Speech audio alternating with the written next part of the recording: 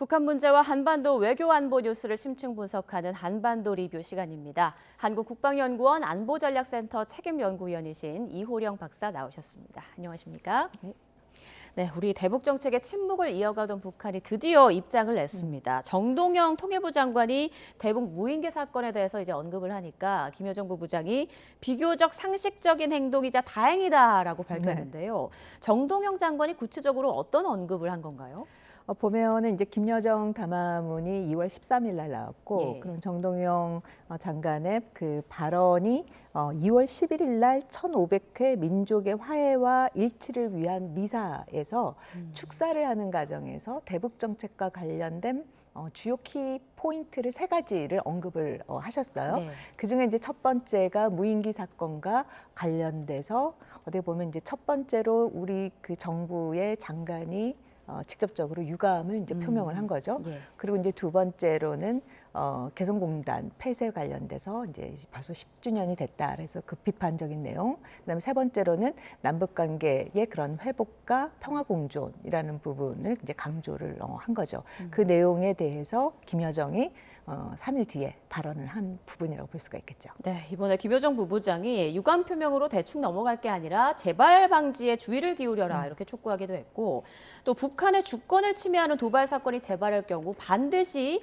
비례성을 초월하는 혹독한 대응이 취해질 것이다, 이런 어떤 경고성 발언도 했습니다. 네. 김여정 부부장의 어떤 이런 말의 내용이나 톤을 봤을 때 어떤 의도라고 좀 분석할 수 있을까요? 좀 흥미로운 점 중에 하나는 북한이 그 전에 또 우리한테 무인기를 보내지 않았습니까? 예. 거기에 대해서 우리가 사과나 재발 방지를 요구를 했을 때 북한은 거기에 대한 유감 표명이라든지 재발 방지에 대한 이야기를 전혀 하지 않았습니다. 예. 근데 이번에 이거와 관련돼서 보면은 무인기 사건 관련돼서 김여정의 그런 담화문에 보면 주요 강조점이 뭐냐면 바로 주권 침해라는 부분을 강조를 하고 있는데, 이 주권 침해와 관련돼서 영공이라는 부분을 강조를 하고 있어요. 예. 그래서 이거와 관련돼서 또 한 번의 이런 사건이 있으면 이제 가만히 있지 않겠다라고 하는 건데, 기본적으로 보면 김여정의 담화문이나 북한의 이제 주요 뭐 국방성이나 이런 담화문을 보면 두 가지 메시지를 같이 전달을 하고 있는데, 이번 경우가 그 두 가지 메시지를 다 담고 있다라고 봐야 되는 거죠.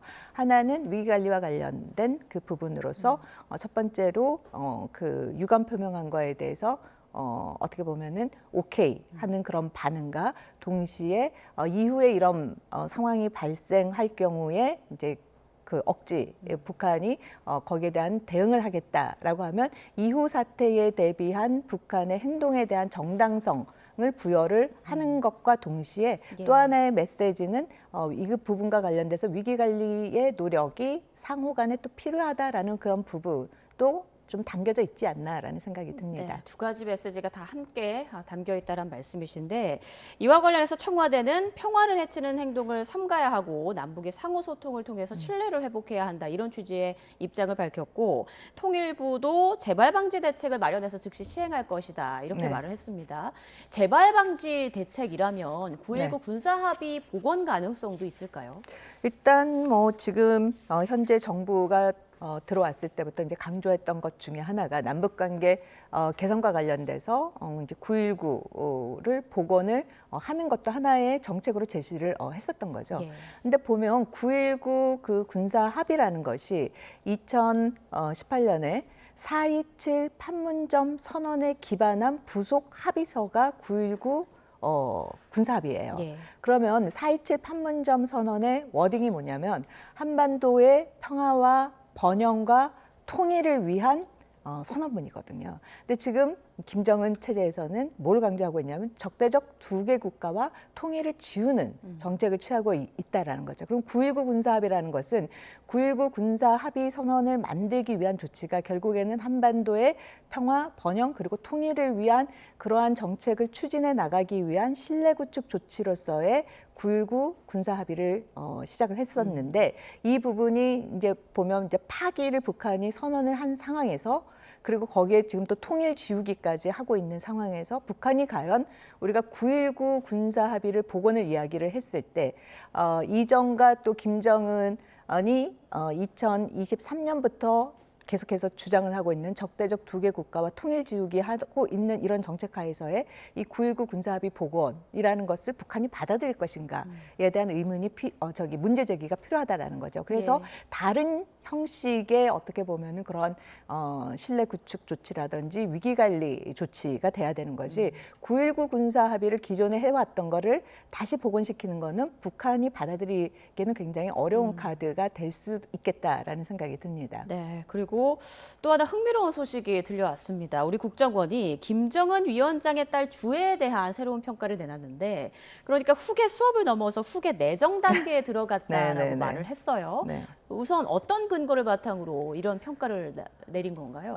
일단 김주애가 이제 등장을 하게 된 건 2022년부터 등장을 한 거죠. 네. 8차 당대회가 이제 끝나고 나서 그 다음 해부터 김주애를 이제 처음부터 이제 데리고 다니는 모습이 진행이 돼서 보니까 맨 처음에는 군사 분야에서 김주애를 데리고 다니다가 그다음에 건설 부분, 그다음 작년 같은 경우에 이제 외교에 해당되는 부분까지 김주애를 이제 동행을 해서 차기의 이제 후계자가 되지 않겠느냐라는 이미지 구축 작업을 사실상 한 거라고 봐야겠죠. 예. 근데 보면 그러기에는 김주애의 나이가 13세 정도로 굉장히 어리고 또 후계 수업과 이제 후계 내정은 사실상 그렇게 A와 B가 완전히 다른 내용은 아니거든요. 크게 보면 그냥 후계 수업을 계속해서 받는 과정이고 이전 대비 달라진 거와 관련돼서는 공식 석상에 나오는 횟수가 이전보다 이제 많이 등장을 했고 호칭에서도 약간의 변화가 보이고 이전 대비 요번 같은 경우에는 새해 금수산 태양궁전을 방문했을 때 위치가 네. 단순히 엄마 아빠의 정중앙이 아니라 그 전에 김정은이 썼던 중앙의 위치에 딸이 김주애가 등장했고 그 사이를 보면 김정은과 그 부인이 섰다라는 점에서 이제 그런 것들이 이전 대비 상징적 측면에서 많이 변화가 보이고 있다라는 측면에서 이런 내용을 발표를 하지 않았나 생각이 듭니다. 네, 이제 머지않아서 9차 당대회가 열릴 것으로 보이는데 이 자리에서 이 주의 후계 구도와 관련한 어떤 이벤트가 벌어질 가능성도 있을까요? 그래서 앞서 말씀드린 것처럼 크게 그렇게 직함이 바뀐다라든지 이 후계자 발표라든지 이런 건 없을 거로 보여져요. 단지 있다면 상징적인 측면에서 처음으로 김주애가 공식 선상에 등장한 이후로 첫 번째 맞는 당대회인 거죠. 예. 그렇기 때문에 당대회 관련된 그런 어떤 개막식이라든지 폐막식이라든지 여기에 등장을 할 가능성은 높다라고 봐야겠죠. 네, 그리고 국정원이 밝힌 내용 가운데 북미 대화 가능성에 대해서 조건이 충족되면 북한이 대화에 호응할 소지가 있다고 본다라고 판단을 했습니다. 그 이유로 든 것이 북한이 미국과의 대화 자체를 부정하지 않고 있고 그리고 트럼프 대통령에 대한 비방도 자제하고 있다. 이걸 근거로 들었는데요. 네. 그렇다면 북한이 나올 경우 어떤 조건이 좀 마련돼야 한다고 보세요? 결국에는 굉장히 제한적인 거죠. 그러니까 북한도 직접적으로 트럼프 대통령을 비난하지 않는다라는 그 정도인 상황에서는 결국에는 북한은 지금과 같은 상황에서의 대화의 문은 역시 북한 또 열어놓겠다라는 메시지를 전달을 하는 거고 네. 그럼 그거와 관련돼서 조건이라는 것은 결국에는 미 측에서 북한에게 대화를 요구를 하고 그러한 대화를 요구하는 과정에서 북한이 원하는 몇 가지 정도는 전제 조건을 줬을 때 거기에서 긍정적 반응을 한다면 북한이 그 대화의 카드를 받을 수가 있겠죠. 이제 그런 걸로는 대북 제재와 관련돼서 이전보다 또 완화된 입장. 이라든지 북한의 핵 문제와 관련돼서 일정 부분 인정을 하고 인정한 그 가운데서의 축소하는 방안을 미국이 수용을 한다라든지 이런 것들이 전제 조건이 된다면 북한이 대화는 계속 열려 있고 그런 열려 있는 거를 이제 현실화시킬 수 있겠다라는 그런 메시지는 충분히 전달할 수 있다라고 보여지죠. 네, 트럼프 대통령도 올해 김정은 위원장을 만날 계획이 있느냐라고 물었더니 대답을 하지 않았다 이런 네. 보도도 나오던데 이 상황은 좀 계속 두고 봐야겠습니다. 그리고 지난해 중국 열병식에 김정은 위원장이 이제 참석을 하면서 북중 관계가 회복될 것이다 이런 분석이 네. 많았는데 아직까지는 눈에 띄는 움직임이 없습니다. 이런 가운데 국정원에서 중국이 북한에 비료 수만 톤을 지원한 것 외에는 경제적인 지원을 하지 않고 있는 것으로 보인다. 또 이렇게 네. 밝혔거든요. 왜 이렇게 좀 더딘 걸까요?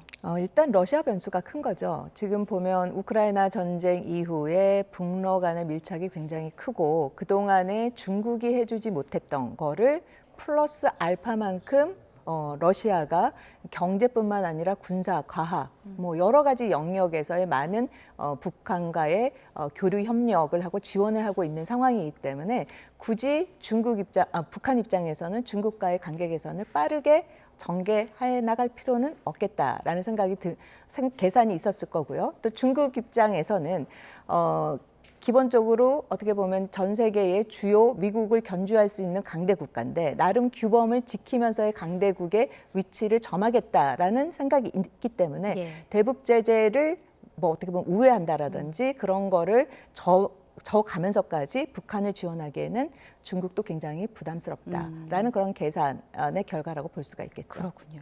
자, 일본 상황도 좀 보겠습니다. 다카이치 총리가 개헌안을 의결할 수 있는 의석수를 확보하면서 향후 행보에 관심이 쏠리고 있는데 우리로서는 가장 관심이 가는 분야가 전쟁을 영구적으로 포기한다라고 명시한 평화헌법을 과연 개정할 것인가 이 부분이거든요. 네. 개정에 속도를 낸다면 우리나라에는 어떤 영향이 있을 수 있는 건가요? 즉 이 문제도 좀 자세히 볼 필요가 있을 것 같아요. 결국에는 이제 평화헌법 구조가 정말 개정이 될 거냐 안 될 거냐.